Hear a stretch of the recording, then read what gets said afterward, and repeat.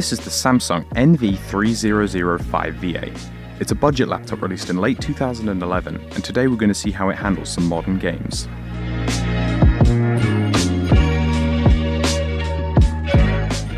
Powering this laptop is the NVIDIA GT520MX, an entry-level GPU released in May of 2011. It is built on the Fermi architecture, manufactured at 40nm with a TDP of 20 watts. Featuring 48 unified shader cores, 8 texture units, 4 render output units, and 1GB of DDR3 memory running on a 64-bit memory bus. The GPU core runs at 900 MHz, with shader cores and memory both running at 1800 MHz. With support for DX11 and partial support for DX12, this GPU is able to run or at least load most modern titles.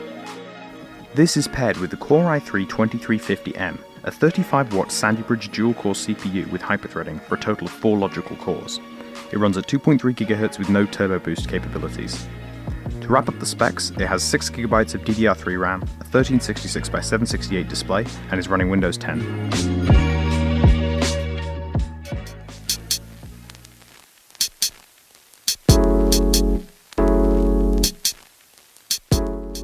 Starting out, we have Overwatch. This game ran surprisingly well on the system. Settings were minimum at 1280x720 with a 50% render scale.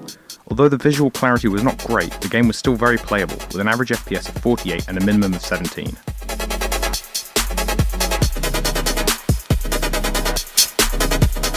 Next up with Csgo. Using the lowest settings at 1366x768, I was able to get an average of 42 FPS with a minimum of 14. Even though the game was very playable, I have noticed that the CPU does get to its thermal limit and begins to throttle down to about 1.6 GHz when under load.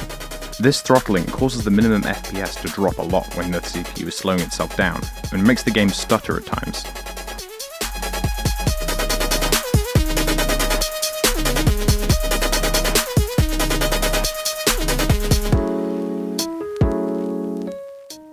On to Rocket League. Using again the lowest settings at 1366x768, this laptop was able to get an average FPS of 35, with the minimum FPS coming in at 19, an extremely playable result. This game didn't stress the CPU as hard as the previous game, and as a result, I didn't see any throttling, although it might still throttle in more intense matches with more players.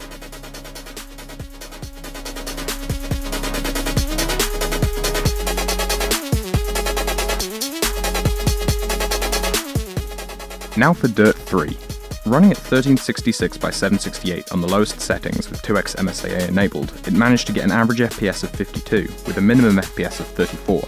And just like Rocket League, it didn't induce throttling in the CPU, leading to a very smooth experience.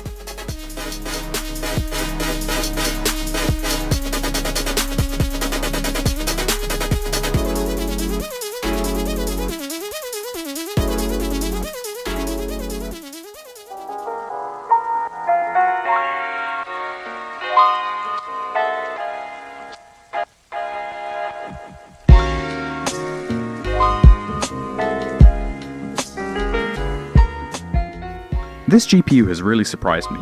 It is able to run some modern games pretty well, even with the hugely reduced quality settings.